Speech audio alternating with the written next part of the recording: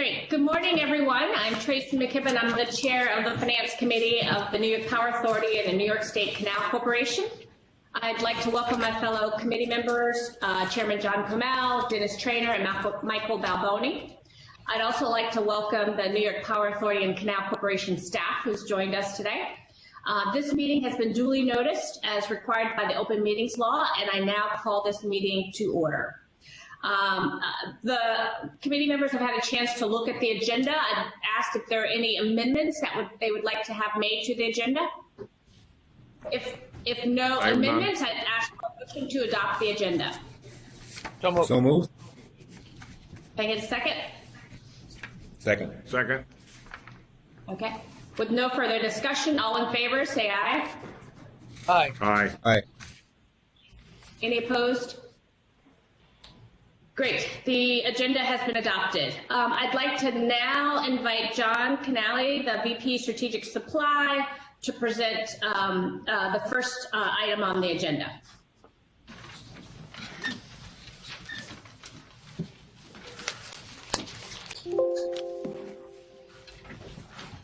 Good morning, and thank you for this opportunity to discuss NYPA's procurement and funding authorization process. Today, we will discuss NYPA's governing laws and documents that trigger trustee action, expenditure authorization for securing capital funds, contract authorization. Is it on? Okay, thank you. Contract authorization requirements and types of contracts that we issue. We will also touch on our procurement RFP and proposal evaluation process and Project Sunlight. The New York Public Authorities Law requires that our trustees take certain action on an annual basis. The law requires that trustees adopt our procurement guidelines, adopt and submit O&M and capital budgets, and approve any service contract over 1 year in term. In addition, NYPA bylaws require the trustees adopt our expenditure authorization procedures, or EAPs. Our guidelines for procurement contracts is NYPA's internal governance document and is aligned with the Public Authorities Law.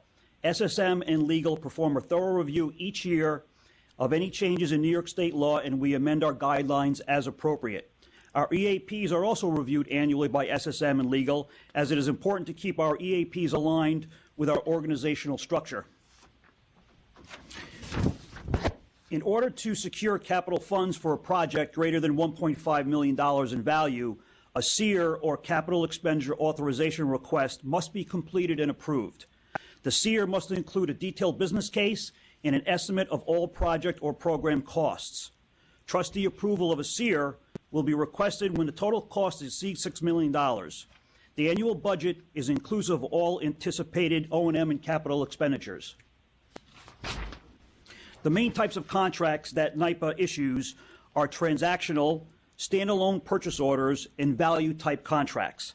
Trustees' approval of these types of contracts will be requested whenever any of the triggers listed here are reached. NYPA has a very robust procurement process that generally consists of 7 steps, as depicted by the Chevron workflow shown here. Once the RFP is issued, we enter into the RFP restricted period. Any and all communications must be through SSM department. Prior to issuing an RFP, a scope of work and project requirements are prepared, as is the evaluation criteria that will be used in scoring the proposals received. The RFP document is issued electronically through our electronic bidding platform called Ariba, an SAP product. A minimum of 15 business days is required to allow for bidder response. Obviously, more complex projects, we will allot more time for bidder response, and bidders can always ask for a bid extension. Generally, a cross-functional team will be established to review the bids. We award contracts based on best value approach, which looks at many factors, including total cost of ownership, not just low bid. Once the evaluation process is complete, we will seek the necessary approvals in accordance with our EAPs. NYPA also has the ability to go to the market with a request for qualifications where we want to shortlist firms, and a request for information when we look to obtain general information or interest in a given project or program from our supply chain. And finally, we always need to be mindful of Project Sunlight requirements for covered appearances. If you meet with a supplier in person or via video, you are required to document the exchange in the OGS database. Project Sloan Lake forms can be found on the NYPA intranet. Thank you, and I would be happy to take any questions. Great, John. So this is just our annual review of our process and governance for funding our projects going forward and submitting our capital budget and expenditures for the year, correct? Yes. Okay, good. John? Any other questions from the committee? Yeah, Go ahead, John. Yes, Can Chairman. you talk a bit about what more could be done to obtain incremental bids? I've seen of late, and even in some of what we're looking at later, we only end up with one bidder on a couple of these projects, and always gives me a bit of pause when I only see one bidder. The cynics, the skeptics, you can construe that outcome to be worst case manipulated or intentional. No implication that's our reality, but perceptions are often times more powerful than the substance of it. So I'm curious as to how many times we end up in a sole bidder situation. One, to ensure we're getting the best possible interest in what we're doing, and two, to maintain more than just the perceptions, but ensure in reality we've got a truly competitive situation. So can you talk to that a little bit? Because as I said, I've seen it progressively over time, and in fact I think at least two, if not three, of what we're being asked to look at today are sole source bids. Who drops out of the proposal process, and only one comes to the table. So long-winded question / monologue. If you can talk to it, Joe, Gil, anybody else weigh in here, please. Yeah, so I mean, obviously we always want to make sure we attract as many bids and proposals as we can. But obviously, we do a lot of specialty type work, a lot of high voltage work, a lot of large construction, where there frankly are not a lot of bidders in the areas of our power plants, especially up north. We always look to make sure that we get as many bids as possible. We will do for major projects like MA 1 and 2 rebuild. I mean, we did a very proactive outreach to make sure that we get bidders. We're also doing various purchasing exchange across the state to make sure that we attract firms and let them know of upcoming projects. We're working with ESD and our service disabled veteran groups to also have these same similar talks in hopes to increase the participation in our bidding process. We're also looking at streamlining our boilerplates so that we can look to maybe attract more suppliers, who tend to get a little bit scared with the thickness and the amount of our boilerplate. So we're working with legal to see if we can, when it's right and the risks are appropriate, that we can use streamlined boilerplates as well. With all of those things, we firmly expect that our bidding community will increase. There's been major changes in the MWBE rules in terms of who can submit bids and the amounts we could award as a discretionary spend. So I think that my goal in life is to minimize sole sources. But when we do go out with a competitive bid and we only receive a few responses, it's still looked upon as a competitive process. I mean, we can't help that firms don't submit bids, but we are proactive in outreach, various outreach programs. Thank you. I guess the comment that I would make is I agree, if there's only one bidder, there's only one bidder. But I'd like to, your explanation then made me think about, I do think it's important for us to streamline the process.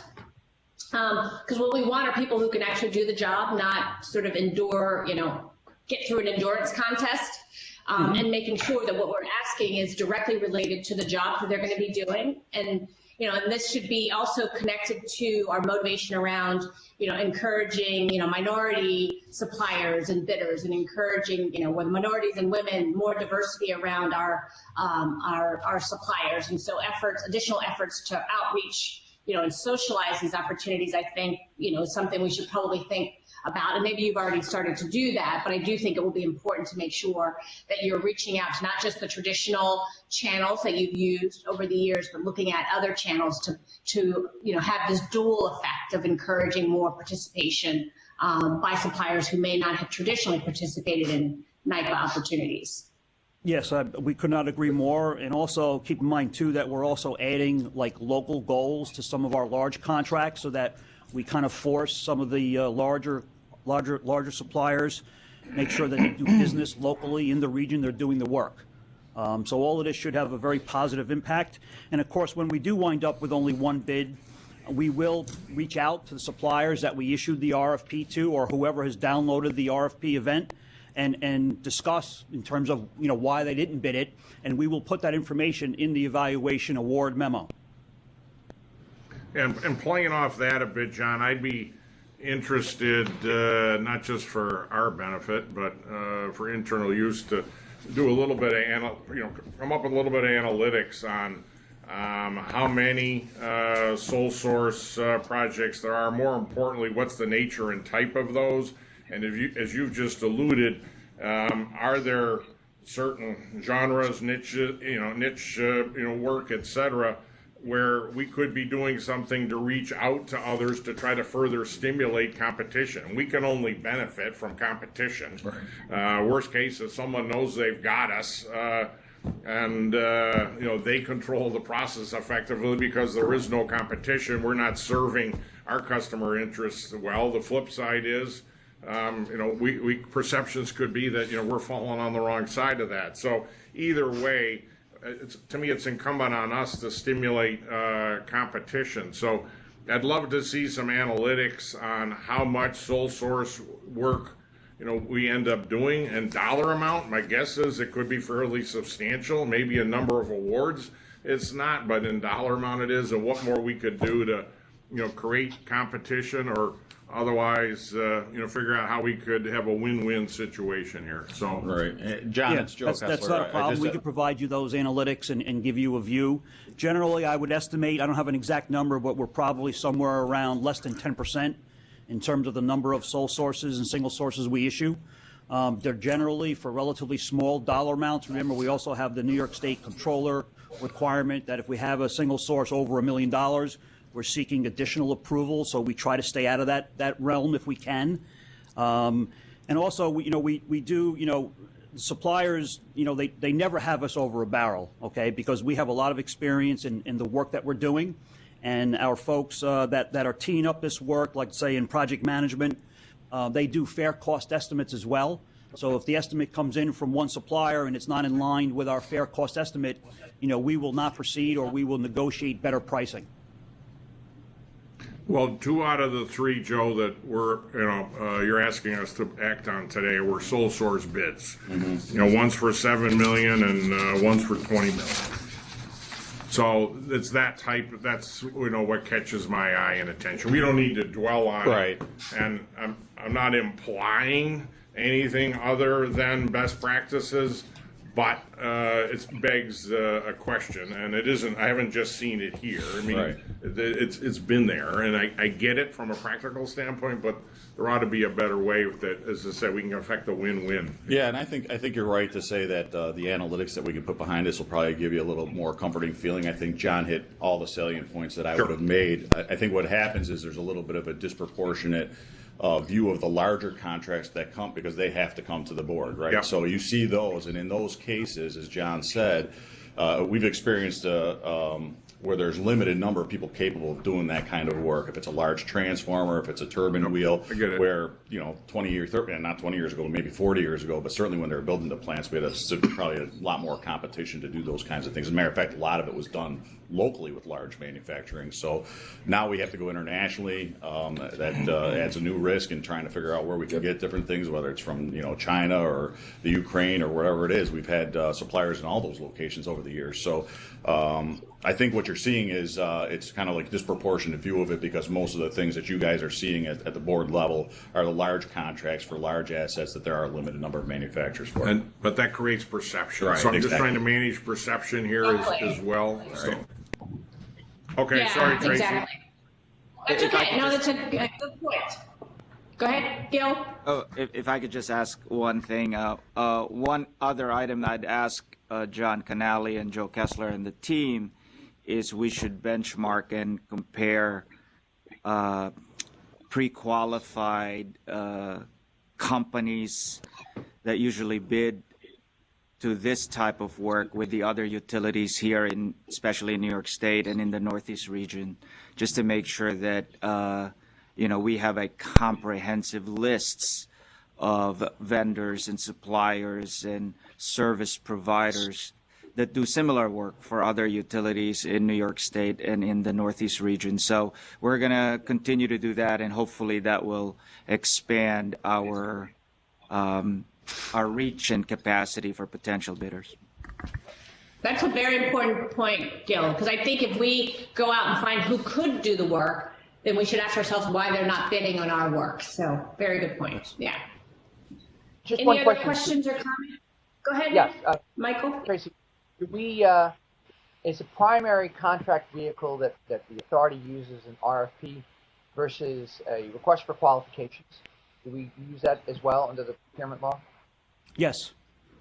So we Okay. went out with a very large, what we called our lean supply model in the energy efficiency world just last year, and we did do that whole pre-qualification. We had like 60 or 70 suppliers submit their qualifications, and we wound up awarding up to like 38 contracts to give the energy efficiency folks that bandwidth to do this work quickly.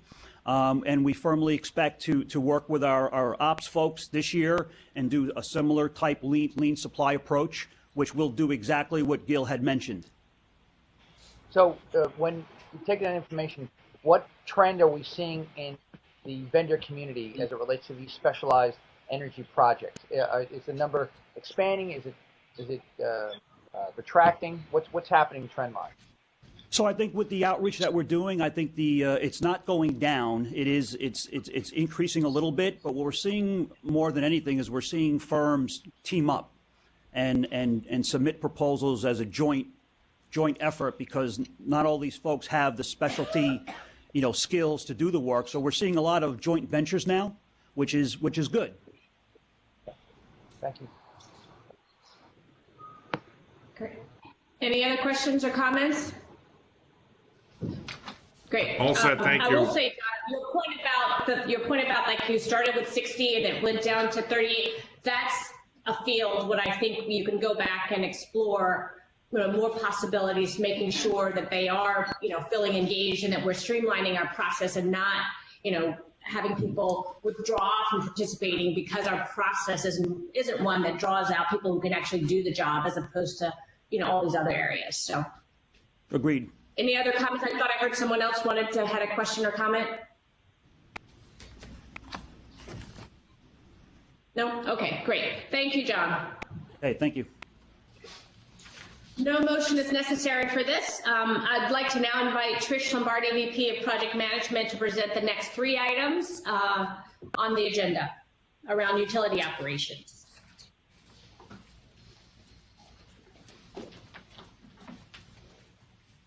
Good morning, everybody. Good morning. Thank you, Chairperson McKibben. Again, my name is Patricia Lombardi. I'm the Vice President of Project Management, and I'm here today to present 3 options on behalf of Utility Ops. So the first item is the Construction Services Contract Award for the Moses Adirondack Smart Path Reliability Project. Today, we are requesting that the Finance Committee recommend approval of a 5-year construction services contract award in the amount of $314 million to Michaels Power to the full board at the January 29th meeting. The scope of this project includes replacing approximately 78 miles of wooden poles on the Moses Adirondack 1 and 2 transmission lines with single-circuit steel monopole structures capable of supporting 345 kV, but will operate at 230 kV. This project has been brought to the Finance Committee and Board of Trustees previously on multiple occasions, most recently in November and subsequently in December. At that time, the Finance Committee adopted a recommendation that the full board approve the remaining authorization of the capital funds to complete the project. This was subsequently approved by the board in December. At that time, the Finance Committee was also briefed on the status of the construction services contracts bid evaluation that has been culminated today. The total project estimate remains at $483.8 million as previously communicated. To date, all capital funds have been approved by the board, and approximately $52 million has been spent. The $52 million is inclusive of expended internal labor costs and monies paid for and or accrued for contracted services rendered to date. Following a lengthy RFQ process, which is very timely based on John's presentation, which again, that process was detailed at the November meeting. The RFP was issued in June 2019 to 3 qualified contractors. In October, those same 3 vendors submitted proposals, which were reviewed by a cross-functional team.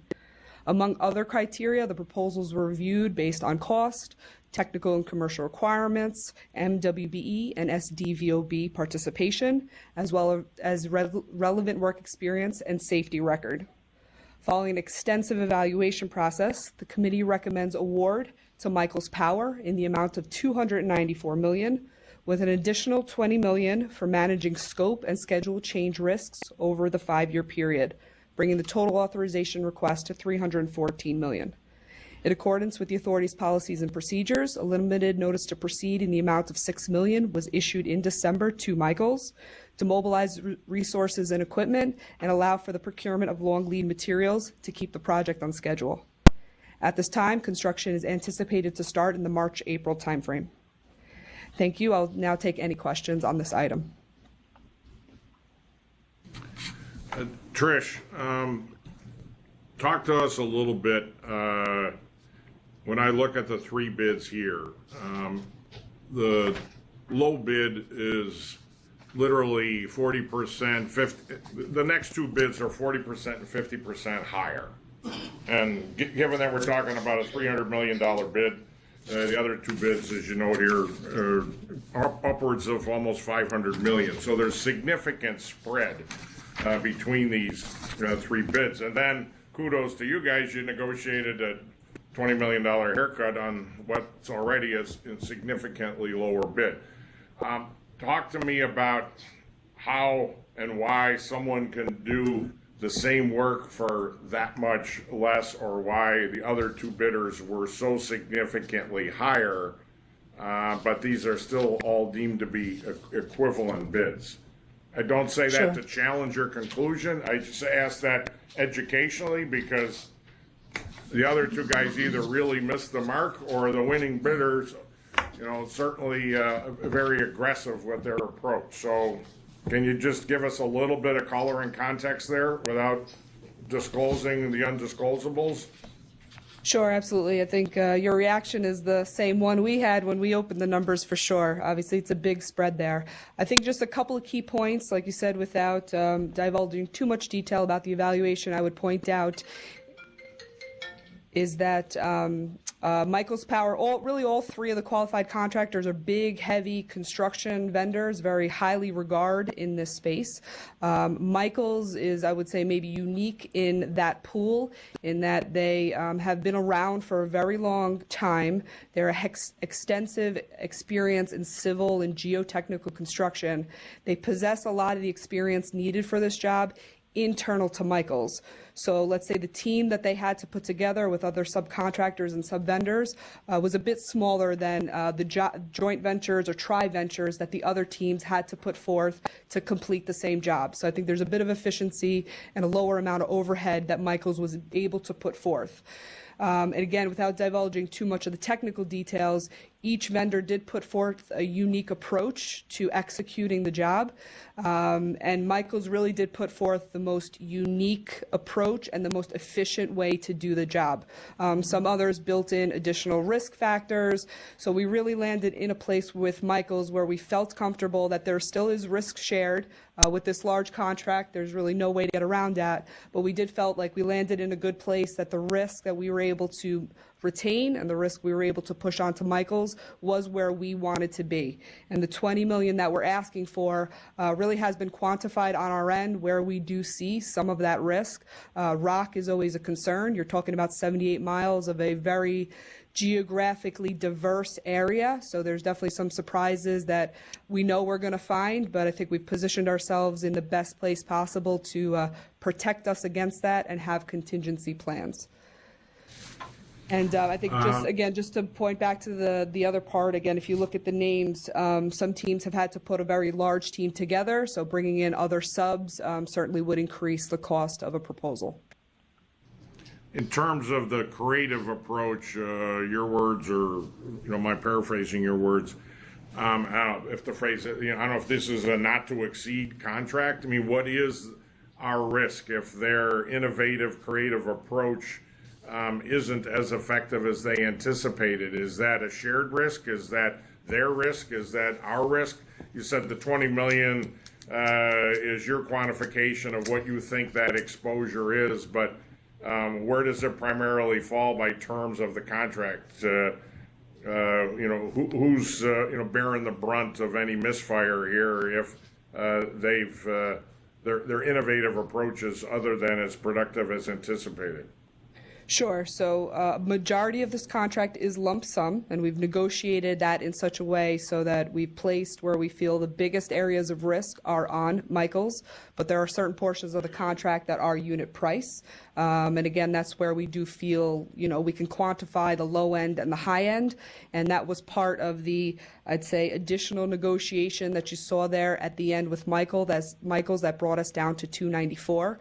There were some innovative negotiation tactics we introduced with SSM in terms of payment schedules, in terms of tax.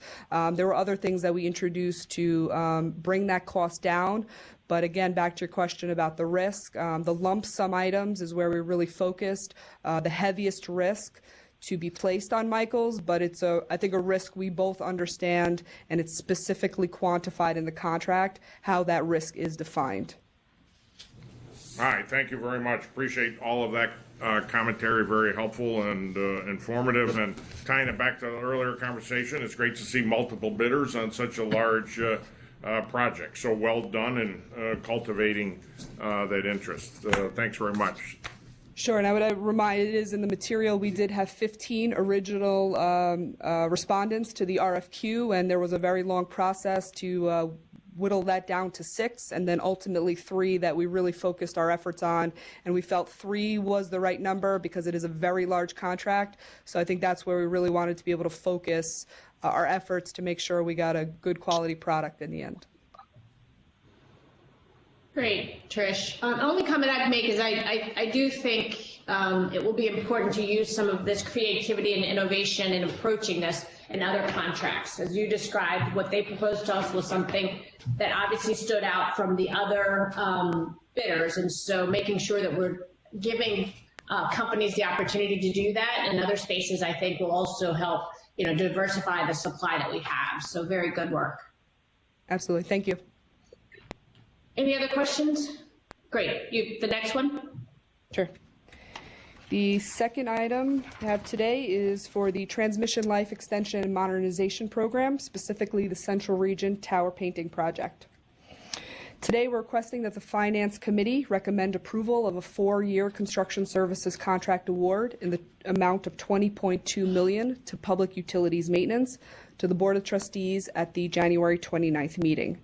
This project is included as part of the overall TLEM program, which was approved in the amount of $726 million by the board in November 2012. The scope of this project includes resurfacing and recoding over 1,000 transmission structures.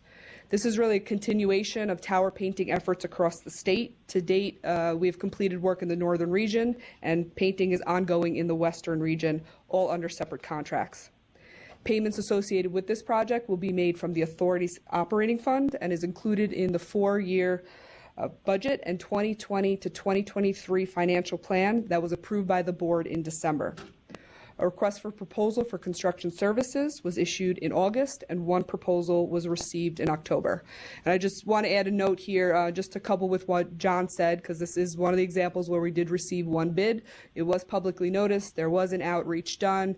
2 walkdowns were actually held for this job. 2 vendors did attend, but ultimately only one vendor did submit a proposal. We do have experience with this vendor, though. We've had contracts before, as well as active contracts. So this specific proposal for this job, again, was reviewed by a cross-functional committee, again, based on cost, technical and commercial requirements, MWBE and SDVOB goals, as well as relevant work experience.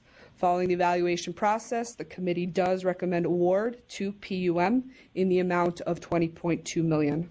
At this time, construction is anticipated to start in April. I'll take any questions on this item.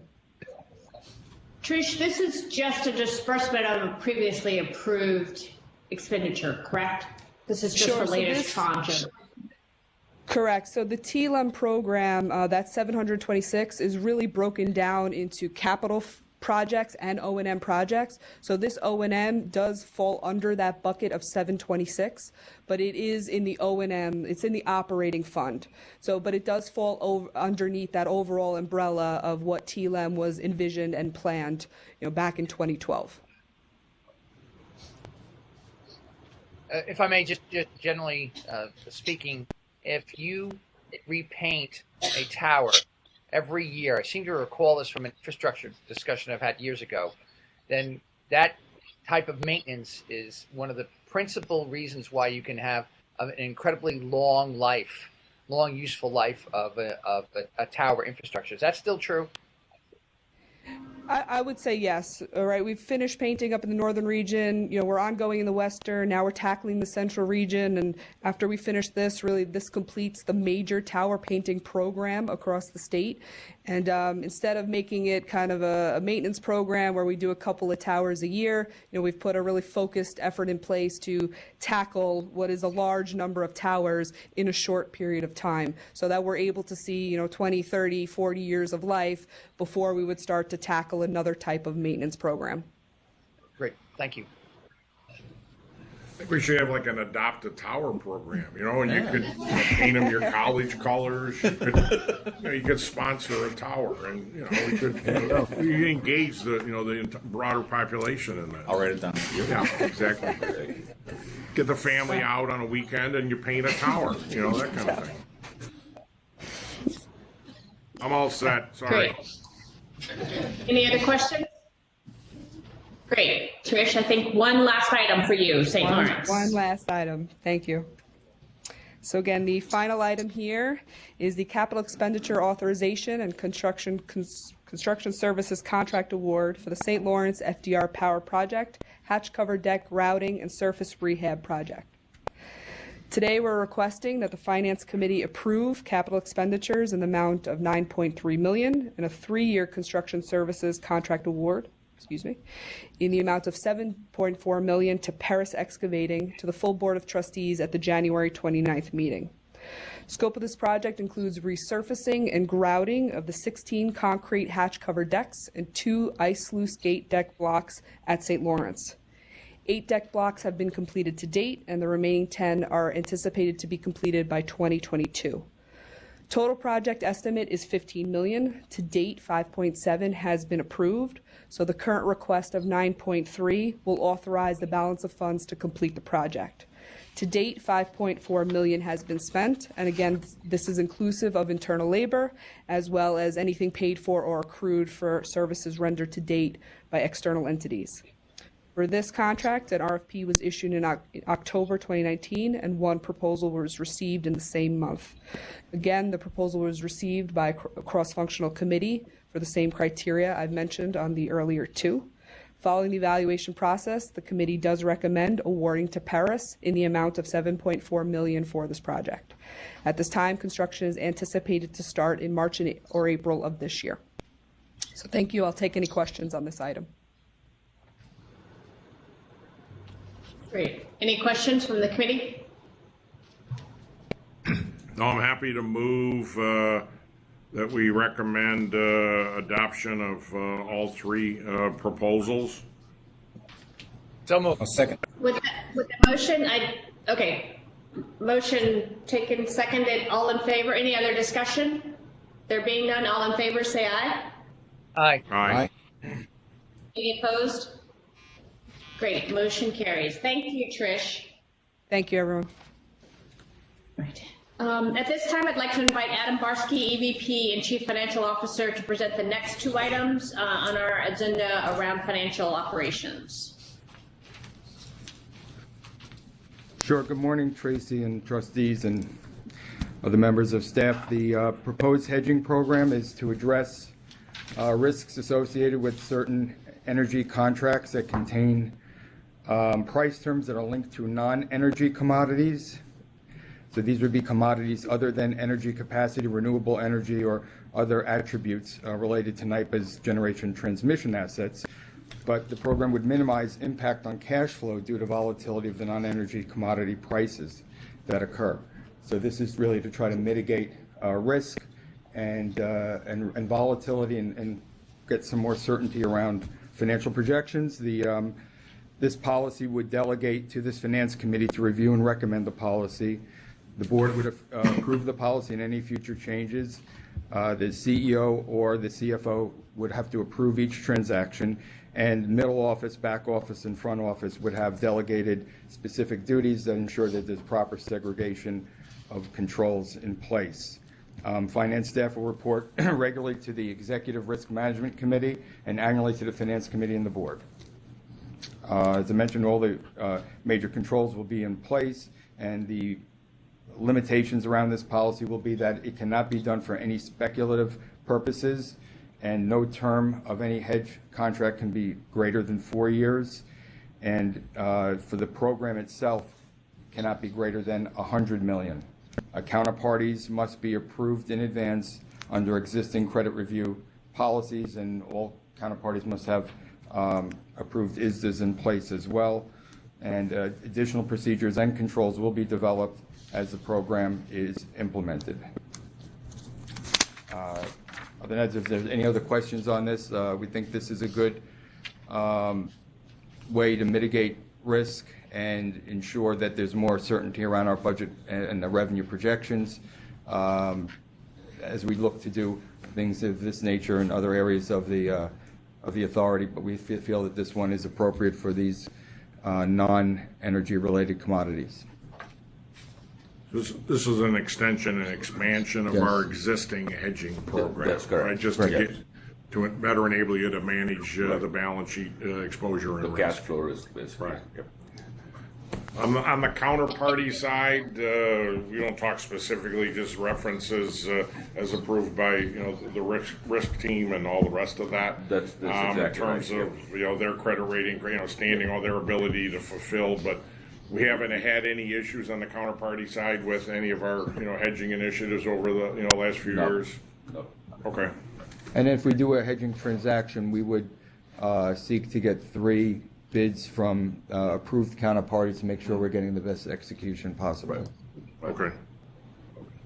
And just two questions, I guess, that I have is this is an extension of a policy, but it's a new approach to a policy. And as you guys developed this, you went out and you explored how this typical kind of hedging is usually done and making sure that we're consistent with best practices and the approach that we have. And we've got,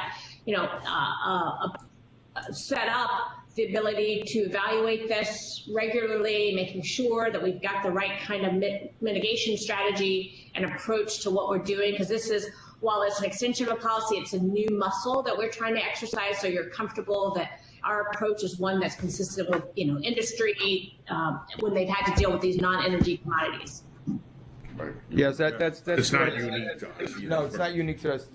You're absolutely right, Tracy. I think one of the things we did was we looked at other entities similar to ours that have similar kind of contracts, and we looked at what they're doing, and we made sure that sort of what we're doing is in line and meets what would be considered to be best practice in the industry. So we feel very comfortable about that. Absolutely. Absolutely. Any So Adam, other? We also have Yeah. Go I ahead, just guys. have a quick question. So, Adam, the process then really is to determine the the creditworthiness of the counterparty, identify the underlying risk, and then with whatever exposure there is, and then be able to just create mitigations within the contract itself.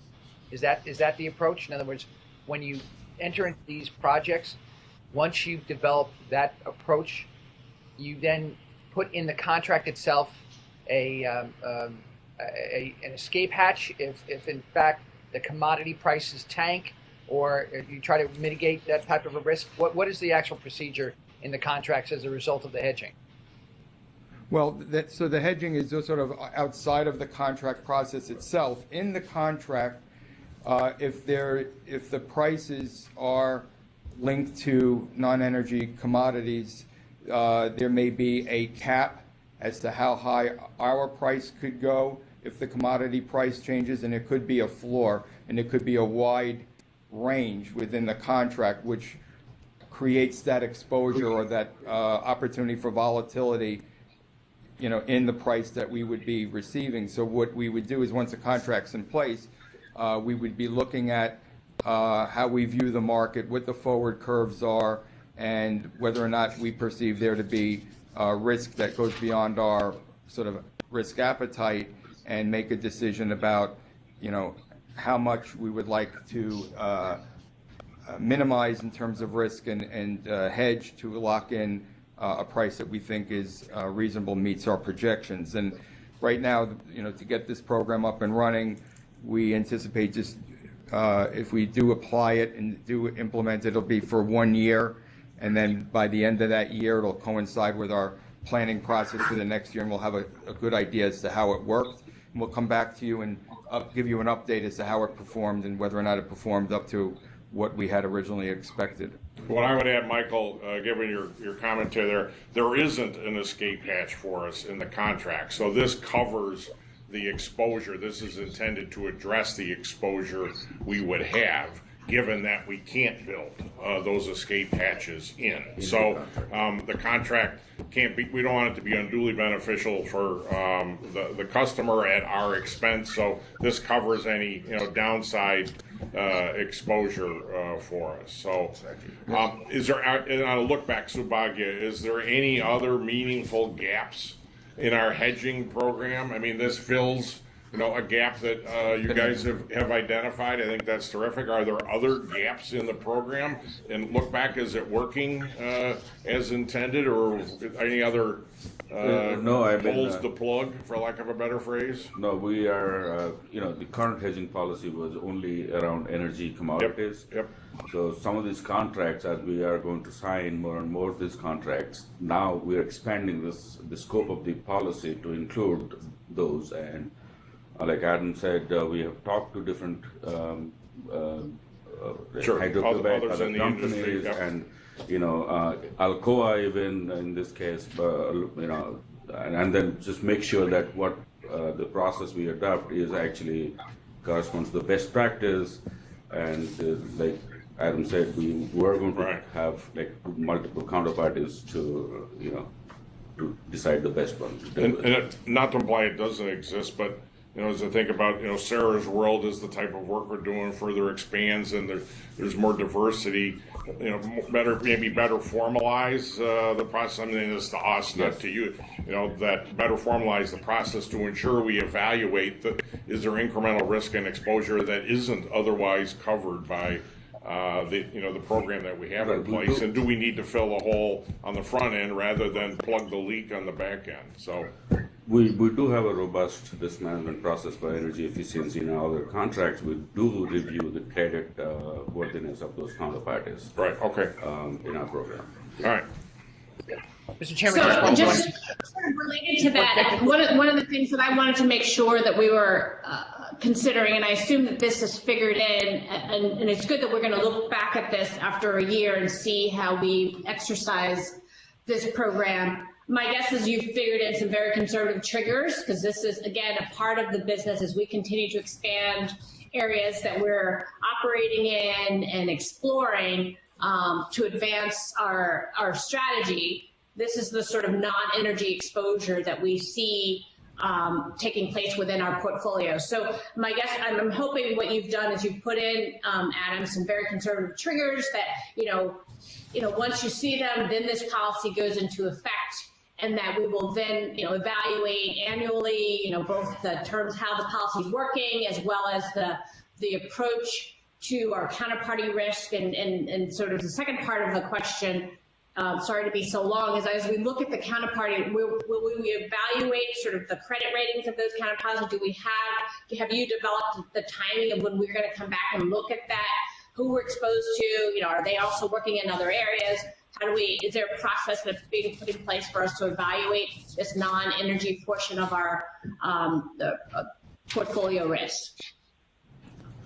Yes. So in this case, for the non-energy commodities, Treasury is going to be acting as the front office, right? And risk management is kind of the middle office, and the accounting will be the back office in this case.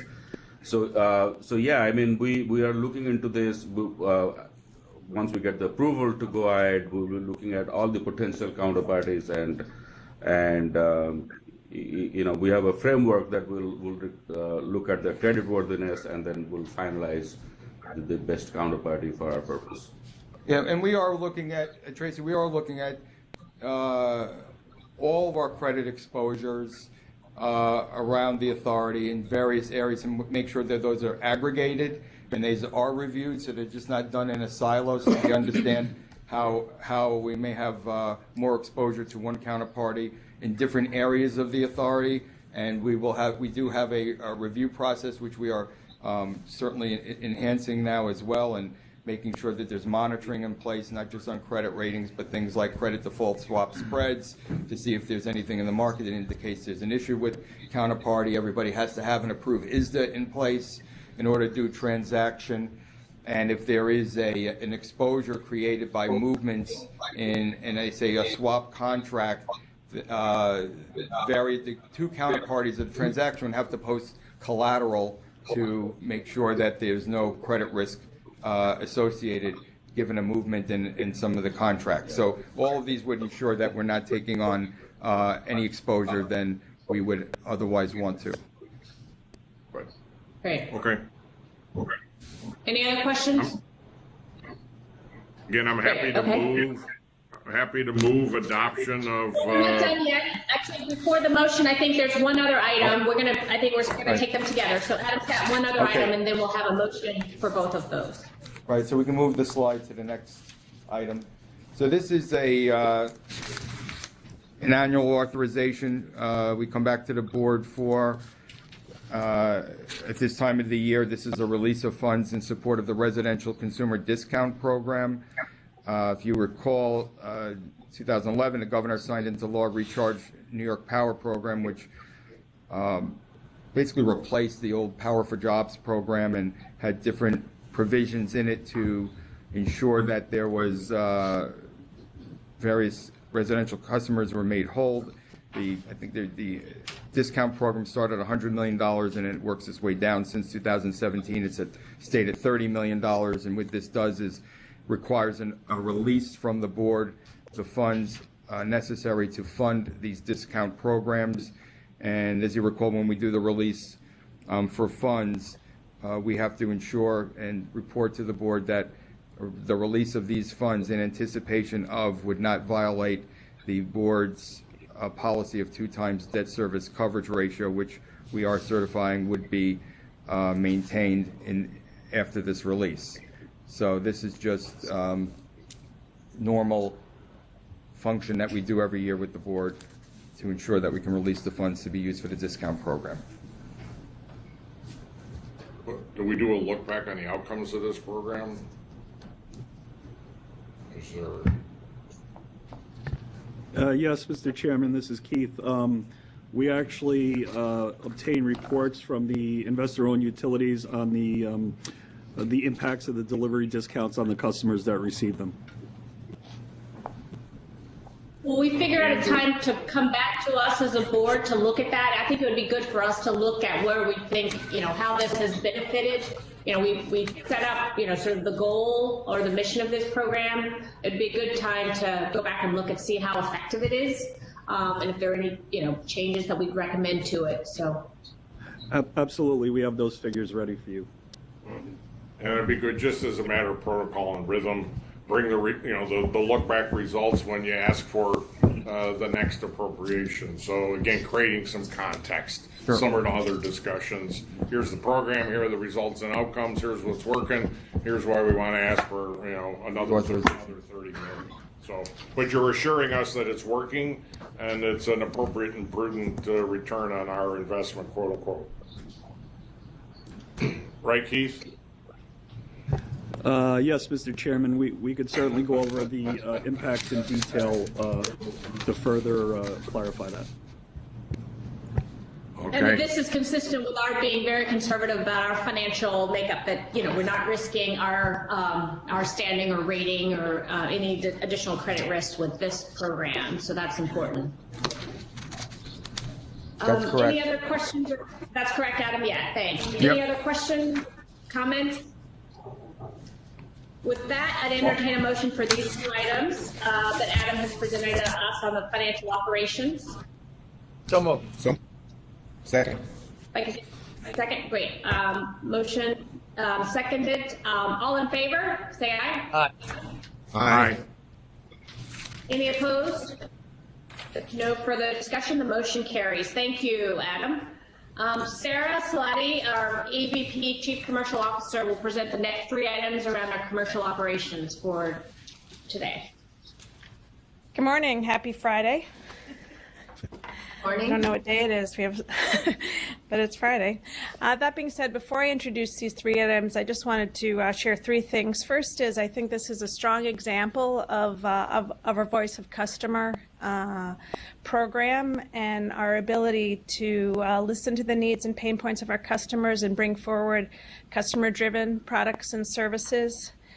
Secondly, these two of the offerings are really supporting our ongoing relationship with our customers and complementing our existing relatively capital intensive and financing intensive, say, energy efficiency projects with capital light services that have recurring revenue streams for the authority and ensure that we're realizing the savings and the true asset value in the projects that we implement. And third, kind of going back to just the prior conversation about lookbacks, we've introduced a baseline customer satisfaction survey, and so I anticipate as we go forward we'll be really able to measure how satisfied our customers are with these programs and services, and see the fruits of our labor. So the first item is a request for the Finance Committee to recommend to the trustees the authorization of the inclusion of an O&M program as part of the authority's energy efficiency program, consistent with Public Authorities Law 1005, Section 17. This customer requested service, as I highlighted in my intro, would provide maintenance and operational support for energy efficiency equipment that had been installed by NYPA under its existing energy efficiency program. What we've found is customers are frequently challenged to find qualified staff to service the equipment, and they often are coming back to NYPA and requesting additional support in order to properly maintain this equipment. So this service really provides a value to the customer, and as I highlighted, ongoing revenue streams for the authority generating revenue. It enables the customers to maximize the life of their equipment, very consistent with our ISO 55001 approach, where we're really looking at the long-term life of our assets, not only those that NYPA owns, but those of our customers, and ensures that they really are realizing the benefit of the energy savings, which is essentially a large part of the payback that we see for our customers in these project implementations. After implementation, NYPA would only be providing the O&M services. The care and custody of the equipment would still be with the customer. We would be evaluating each of these projects on a case-by-case basis in the authority's risk committee, further to the conversation that we just had with Subhagia around our risk framework more generally. We're looking at utilizing contractors from our existing stable of publicly and competitively bid contracts. This is not a financing mechanism. As I said, this is a straight pass-through of revenue fees, so all of the costs would be recovered by our customers, and NYPA would not be at risk, for returns on paybacks. And the program itself would be funded from amounts previously authorized for the energy efficiency program. And this also, the funding for the subsequent program would also be coming from what was authorized by the authority, the trustees in March 2019. So there is no request for funding nor for additional contracts, but really a request to be offering this service going forward. And the item submitted for your approval. I'm happy to answer any questions on this specific service. So, Sarah, the implication is we're already doing some of this work, and this formalizes or allows us to, formally offer the service. Did I hear that correctly? Yes, I mean, our customers have frequently come back to us and asked for ongoing support, and it's been treated on an ad hoc basis. This enables us to really institutionalize and formalize it, as you said, and provide it as a service that gets signed up for at the same time as they're signing their contracts for the implementation of the equipment itself, so they can see a longer term view towards the asset maintenance. And it sounds like we're primarily using third-party contractors. It's not as though we're taking on work ourselves, so we're managing the project and all the rest of that. That's for the most part. Yes, so we're not augmenting any staff internally within NYPA. This is all third-party vendors that will be providing the service. It's and we'll be just managing it the same way that we manage our project management currently. So, will this result in net revenue for us, or is this merely done as a convenience and a pass-through? No, there will be a fee that NYPA charges on top of the cost pass-through, because again, this is additional work that we will be carrying, but we're not looking at adding additional headcount to provide it, and so we'll be doing it with our existing resources and netting some minimal profit. Yes. What's your projection on the aggregate minimal profit that we may derive from this? Is it 100 grand, 100 million? Sounds like it's not 100 million. Okay. No, it's not. It's, again, our largest revenue source currently with all of our products and services is still the kind of one-time energy efficiency project implementation, the boiler upgrades, HVAC upgrades, et cetera. Those are very large, tens of millions of dollars of projects, and they have fees commensurate with the size and complexity of those. So this will be a smaller portion, but we're looking to grow it because a large focus for us in commercial ops is to move away from the lumpy one-time projects that can kind of come on and come off and try to get some more stable recurring revenue streams. So we're looking in over the next few years of netting to $5 million. Okay. All right. Great. Yeah, so Sarah, I think it's great in terms of, an increased enhancement of our energy efficiency program that we're encouraging our customers to adopt. So I think this is very important work. We do know that these need maintenance, and so our ability to provide that service to our customers, using the sort of approach that NYPA has to their relationship with customers, and I think is a great opportunity for us. So good. Any other questions on that? Sorry, go ahead, Sarah. And I applaud the eye on the customer. I mean, I think that's terrific. It sends a strong message in terms of our focus on the customer and helping and enhancing their effectiveness and efficiency. So good work. Great. And just before I move on, I want to thank Dominic Luce's team. Right, we have representatives here, Randy Solomon and Eric Park, who have worked on putting this together. So thank you. Good. Great. Thanks, guys. So your next item on the agenda? Yeah, so the next item on the agenda is a request that the Finance Committee request to the full board the authorization of a contract award to EJ Electric, TD LLC, for streetlight maintenance service for all New York State for a 5-year term. So this, This is supporting, similarly to the energy efficiency, O&M services for street lighting. I think the street lighting program is an extremely strong program that NYPA has focused on in the last couple of years, and you can see in the pipeline chart on the right that we're well on our way to meeting what the governor requested, which was 500,000 streetlights to be converted to LEDs by 2025. And that was announced in January of 2018. Since then, NYPA has facilitated large LED installations across the state, including our major cities such as Rochester, Syracuse, and Albany. When the municipalities themselves convert their streetlights to LED technology, they have to buy the streetlights from the utility. And when they purchase those streetlights, they now are assuming responsibility for equipment maintenance. Street lighting is new to many of these municipalities, and they don't typically have the staff or expertise to maintain them. So again, reiterating what I said before, our customers were really looking for ongoing support in the maintenance of these systems that they acquired. And so to fill this gap, you had approved in March 2019 the creation of the Smart Streetlight New York O&M program.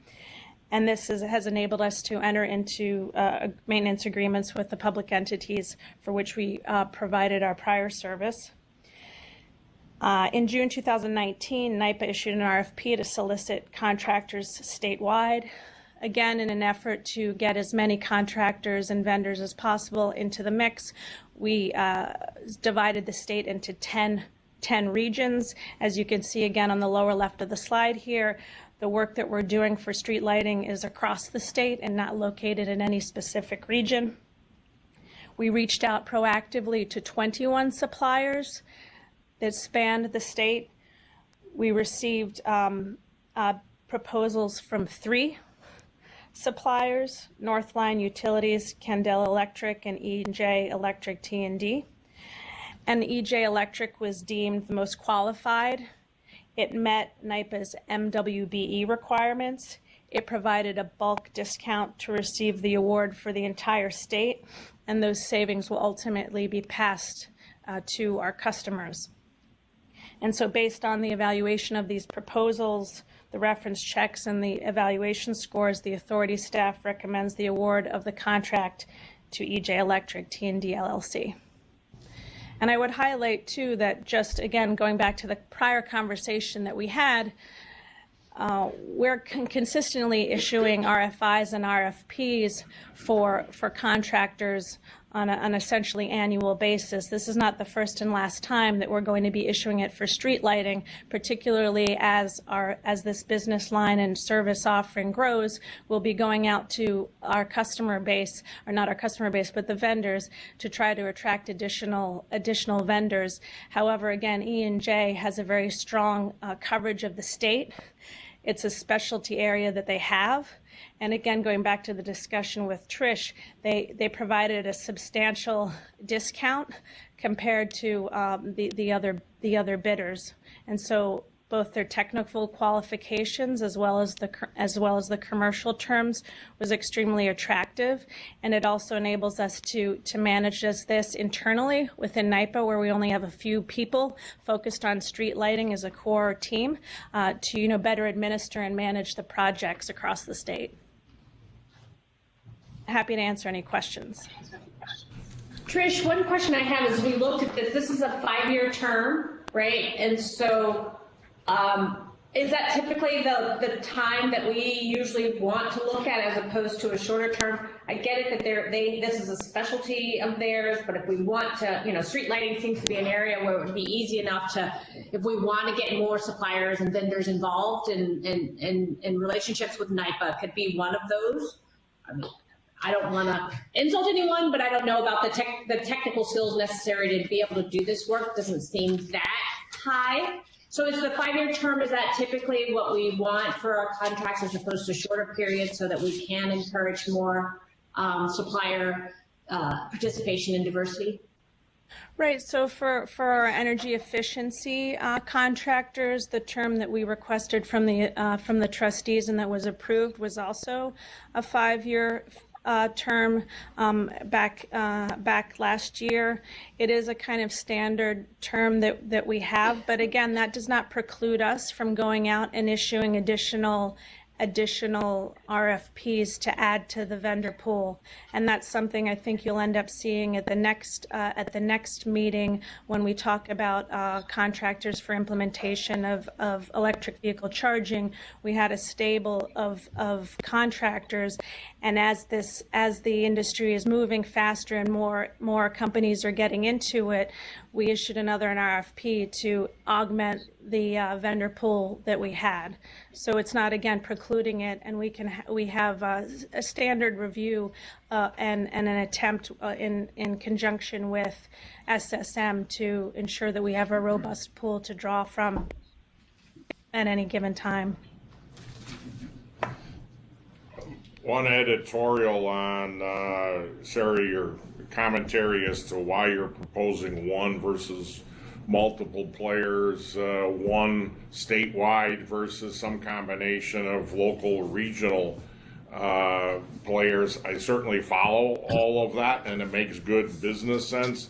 I'm just sensitive to the politic of municipalities dealing with in-market service providers versus now having to defend why they've got some out-of-market player providing the support that an otherwise in-market provider could or has now been precluded from doing. So I'm not suggesting you didn't think about that, not suggesting that you aren't going to manage that, not second-guessing the conclusion, but ensure, again, since all this is being done for the benefit of the customer, we're properly supporting or at least enabling the municipalities to be responsive to the in-market service providers who will be disappointed, at times disgruntled, and otherwise chirping in the ear of town supervisors and all the rest of that as to why the work's being done out of the area versus locally. Not to imply I don't hear some of that myself from time to time. So however you engage your customers, I'd ensure you have a good, open, transparent dialogue about that so they're well equipped to navigate any pushback they get from others. End of editorial. Thank you. No, yeah, thank you. And as I said, we did reach out to 21 vendors, and only 3 chose to submit proposals. It goes back again to the work that John Canal and SSM is doing to streamline the procurement process in order to make it easier for individuals, maybe smaller companies, to participate. I will say that NYPA is not crowding out the market in this manner. We compete against local vendors whenever we are working with the municipalities, and in some cases NYPA's wins, and in other cases it doesn't. But in the end, what we are doing is helping provide competition, and for the municipalities that frequently have very tight budgets, helping drive down the costs, and at the same time supporting them to become more sustainable. And fully accept and understand and support that conclusion. I'm just, as I said, trying to ensure we and our customers can effectively navigate, the politic and potential blowback that comes from it. So, yes, all right, duly noted. Thanks. Thank you. And before I move on, I want to also thank Jesse Scott, who's here, who leads up our street lighting team. He works with Kevin Luderin and a couple of other people, but again, it's a lean, mean team that has done tremendous work in growing our pipeline and advancing our process around both the street lighting implementation as well as this O&M service. Great. Well, thank you for our lean, mean street lighting machines. That's right. That's right. We're going to make T-shirts next. So, I've just given you your little slogan. So the next item, customer digital experience, you have that too, Sarah. Yeah. Great. So,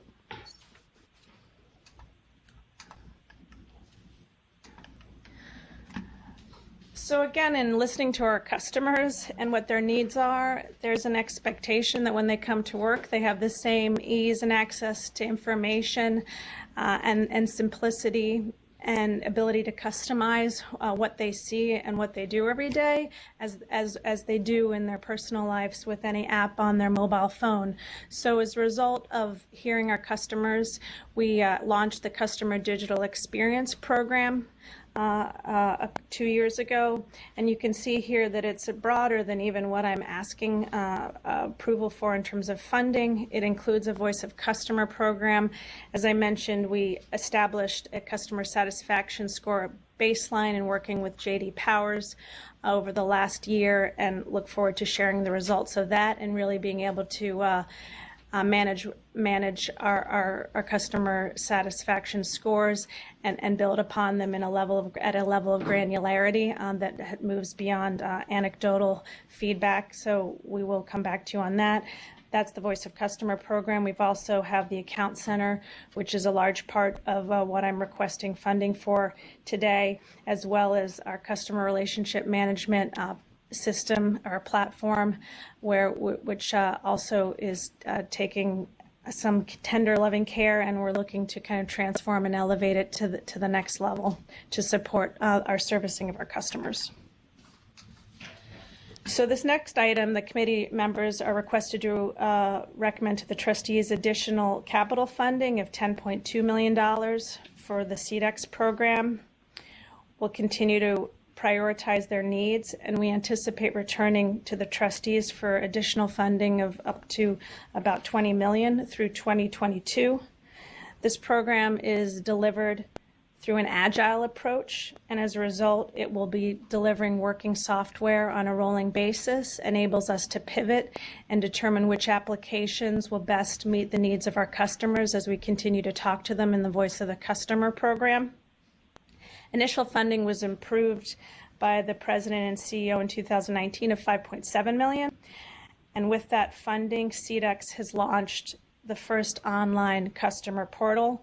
This is a minimum price of entry in interfacing with our customers, and with NYPA becoming the first end-to-end digital utility.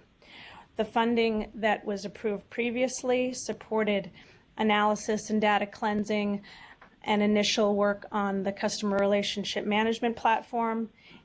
In the Account Center, it now enables us, which was launched last year, it enables customers to view current and historical invoices. Previous to that, they were being sent via a PDF attachment in emails.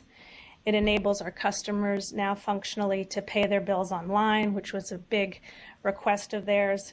Currently, our customers were paying, 60% of them were paying by paper check and mailing it in. It enables them to view the amount of money that they've saved over the course of the year by NYPA's power supply offers versus what they would be paying by market rates. Currently, this was only being provided in a spreadsheet. It's enabled them to look at historical compliance information and current commitments, to access the contracts and tariffs, and then also to access New York Energy Manager. So again, this portal in and of itself is an interface to our customers, but enables us to integrate with other systems and platforms that we have, including NIAM, which is our real-time energy manager.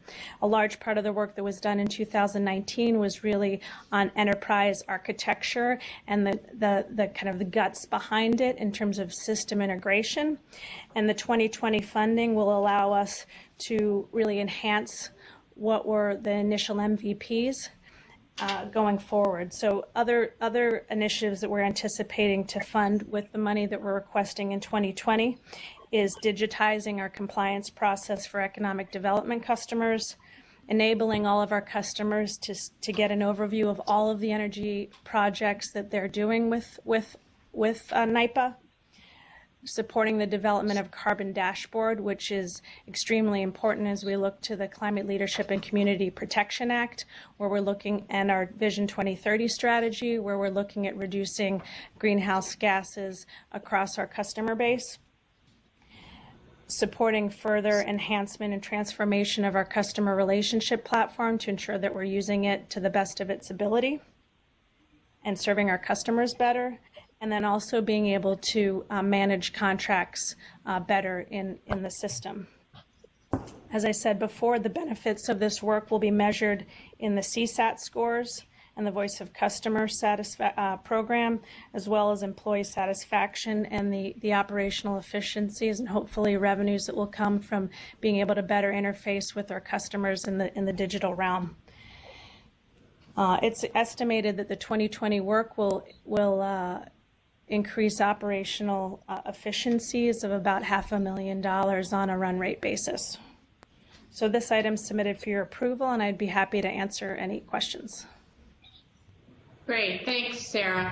As I look at this, I think this, to me, is I commend you and your team in working around this. There's a continued theme about how do we get more data to our customers so that they can see the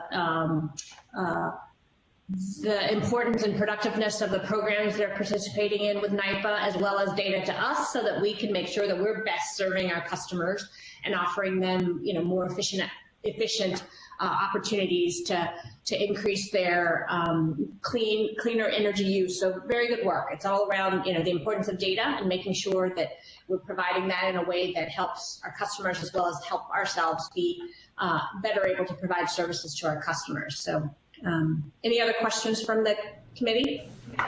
If I missed it, Sarah, how active are our customers involved in the development and testing of this?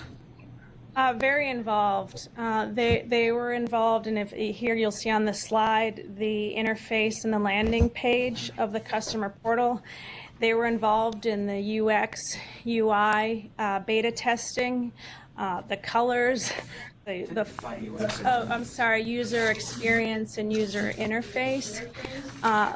They were involved, as I articulated, in which applications we chose to focus on first, as well as literally the look and feel of the site. So we have some very engaged customers, and I think that they're very excited to be participating in it, right? Because really they're helping create something new that will impact the entire customer base. All right, super. Yeah, slick. It's great. Kudos to all involved. Yes, and so Wonderful. To that end, the kudos need to go to Carrie Ahern and Tabitha Zogby Robinson. I got the name right. And Sean Harrison, who have been kind of relentless in leading this effort. And again, this has been a cross-functional team, and I've been a good example of the agile work methodology in terms of having short-term, every 2-week sprints, seeing results, iterating, and really getting an extremely strong momentum in the rollout of this account platform. So thanks to IT and Rob Piasek's team, which have been our partners in crime, not in crime, in whatever the opposite is, for this portal. Well, did you have to be a runner to get recruited to this team? Oh.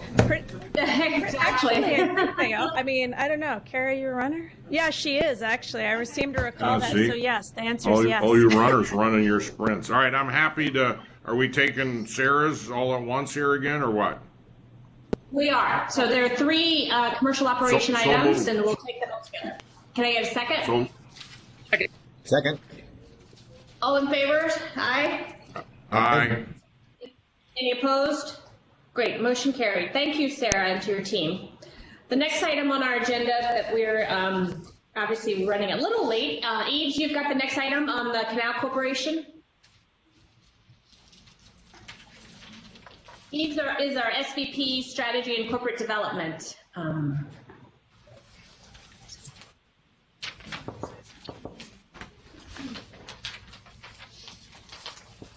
Good morning.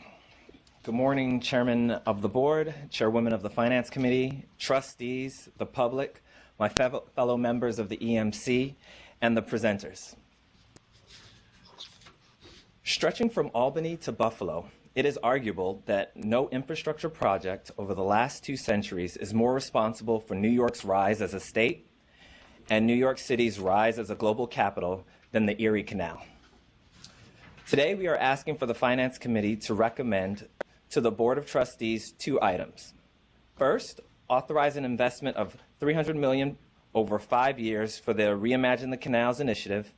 And second, approve an increase of $30 million to the authority's 2020 capital budget and fund the initiative. In keeping with longstanding policy, we will come back to the board for specific project authorization. To support this recommendation, I will provide a background on the Reimagine the Canals initiative. This will include expected benefits and offer examples of projects and next steps. Let's begin by describing how we've arrived and provide the Finance Committee with a brief overview of the Reimagine the Canals activities.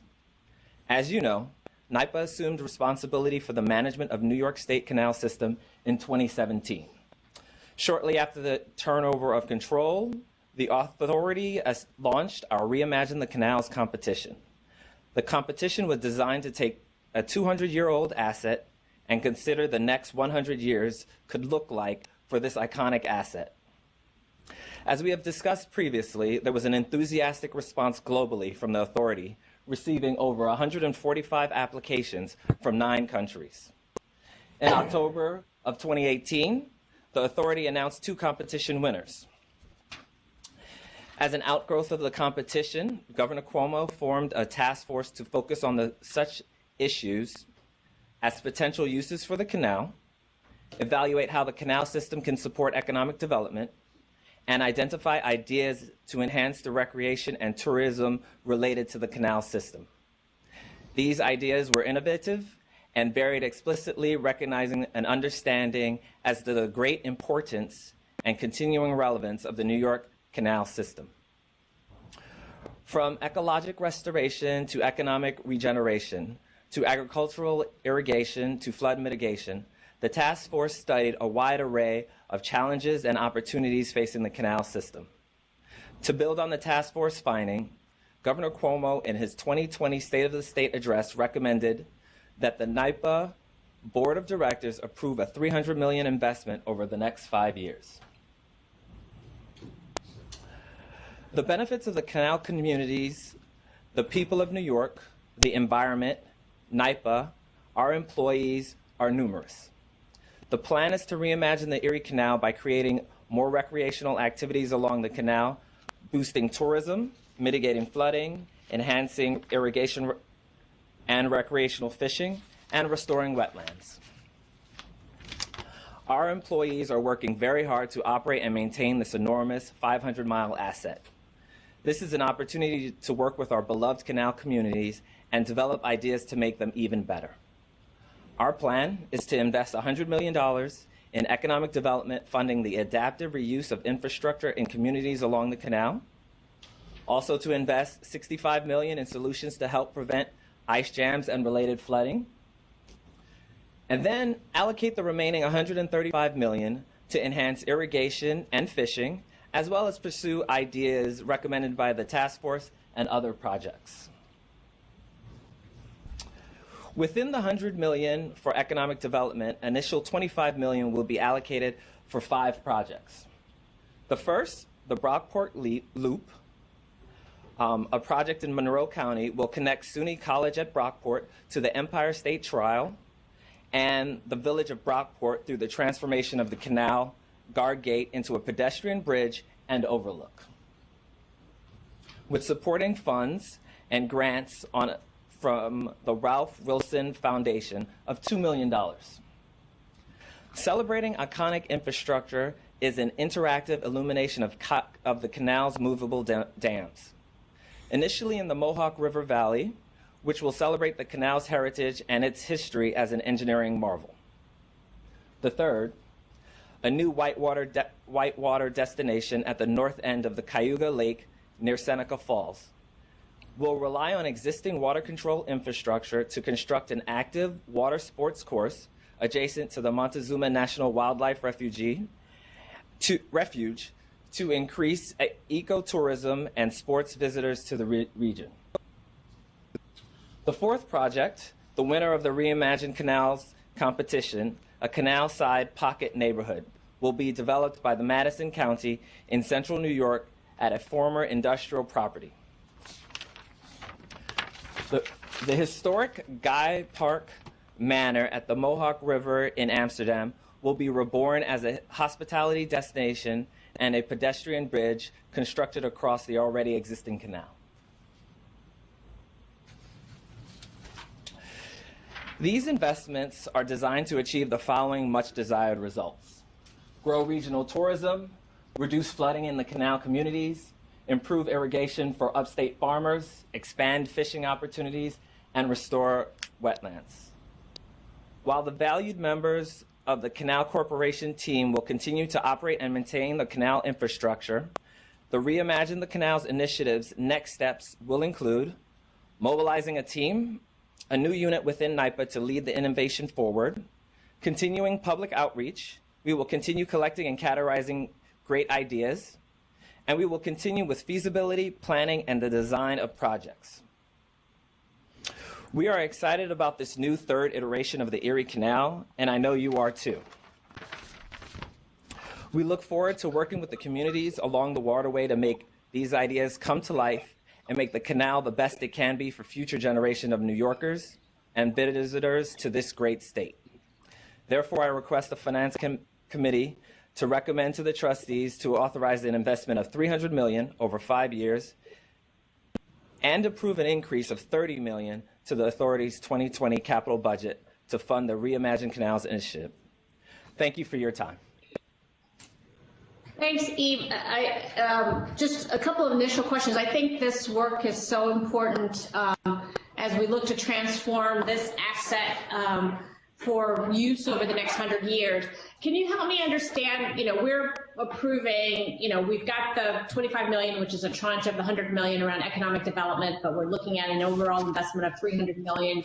How is our work as we set up a team within NYPA, how is that working with the task force that's currently been evaluating that? Will that continue to go on? How are we coordinating if we are coordinating with? Sure. So the task force was set up by the governor, and that has concluded, and it has issued the report to the governor. Now we're moving on with the Reimagine Canal initiative within here in NYPA. So we're steering the boat here. We are steering the boat. That's absolutely right. This is Gil. Just to add a little color, we are going to be forming an entity within NYPA that will be focused in the work that's needed, all the planning, engineering, to make these projects happen, and that's going to be under initially under Eve's business unit. So we're really excited about this initiative. It's long coming. We've been working on it with all of you, Board of Trustees, over the past 2 years, and we're just chomping at the bit to get started. That's right. Great. I think we are too. And so I assume that we're proving sort of the overall 300 million. But you've also broken down the expenditure of the 25 million. Is there a cadence that will be set up for us to look at the different stages of deploying this funding? Are you working on that now, and you'll come back to us on what that cadence will be? That's right. We're working right now on feasibility, planning, design, and then as an output of that will be a detailed plan that will come back to you for authorization on specific projects. Gil or Eves, you referenced the Wilson Foundation. I think you talked about $2 million toward the Brockport loop that was connecting it to the trail, not the trial. I mean, I know we got a lot of trials going these days, but I hope they're connected to the trail, not the trial. But that makes me think about the opportunity here to attract private sector money, foundational, whatever it may be. We want to do the loaves and fishes thing here, right? With this 300 million, I mean, we want to ensure we stimulate other capital to come to make this much more than as excited as we are about this vision. We're really looking to bring many others to the table and make this a very inclusive effort, correct? So, I mean, I'm thrilled to see the Wilson Foundation step up in a significant way very early on, but that just really kicks open the door to the opportunity that we see here, right? To have a multiple of our $300 million invested in this initiative, correct? That's correct, Mr. Chairman. The goal really is for our investment to stimulate other investments from foundations, from it could be from the federal government, it could be from corporations, it could be from high net worth individuals who are interested and share our goal of reimagining the canals. So that is the business model. Think of conservancies like, Golden Gate Conservancy or Central Park Conservancy. Those are the kind of models that we're looking at and hopefully establish so that we can use our seed investment to catalyze additional investments from others. And I encourage our messaging. So go ahead. Yeah, I'd encourage our messaging and dialogue to talk about it as something, consistently talk about as something more than our $300 million, not to diminish that, but to me, we're in a great spot here to really leverage this in a significant way. And again, kudos to the Wilson Foundation for stepping up early. Usually seed money is then it has to work and pedal all the harder to try to attract private sector. So the fact some of it's already coming gives us a running start there. But let's make sure we talk about this as something even more than what it is, to ensure we can really maximize and optimize the outcomes. Obviously, I'm thrilled to see this hit the starting line. We've all been heavily invested, literally and figuratively, in canals over the last 3 years. So this is great to have this opportunity, but certainly want to do it in a very inclusive and expanded way. So we can talk more about that conservancy type approach and all the rest of that, but that needs to be a very proactive effort on our part as well, Gil. So let's talk about that as we go forward as well. Will do. Yeah, and related to that, if I could just add on, one of the things that the comment that I was going to make is making sure that we've got someone in the team that we're setting up with NYPA who is focused on looking for those partnership opportunities, and because it won't happen if you don't have someone focused on it. We'll be focused on moving forward on the initiatives that you've outlined, but specifically having someone who's going out broadly to look for relationships and partnerships to increase this investment and make it more impactful.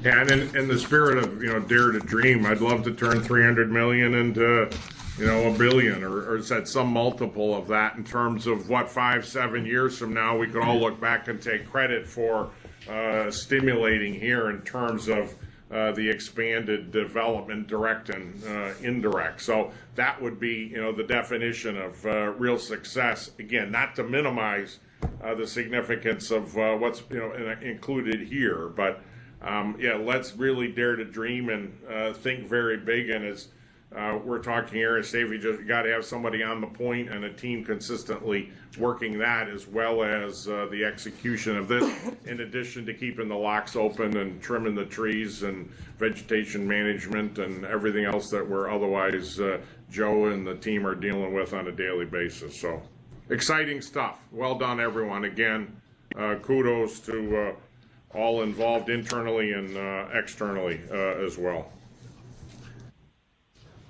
Great. Anything else, Steve, Gil? Any other questions from the committee? Great. There being none, I ask for a motion for this item. So moved. All in favor, say aye. Oh, can I get a second? Sorry. Yeah. A very enthusiastic aye from me. Exactly. Any opposed? Great. Motion carried. Good work, team. We're very excited about this. As I said earlier, I see this as being transformational for the canal and for the state as we think about how best to use this for the next 100 years. Good work. Thanks. Thank you. Thank you. If there are no other items on the agenda, no questions, the next joint finance committee meeting is scheduled for February 12th, 2020 at 9:30 a.m. I'll now ask for a motion to close the meeting. So moved. Can I get a second? Second. All in favor, say aye. Aye. Aye. Any opposed? Great, motion carried. This meeting is adjourned.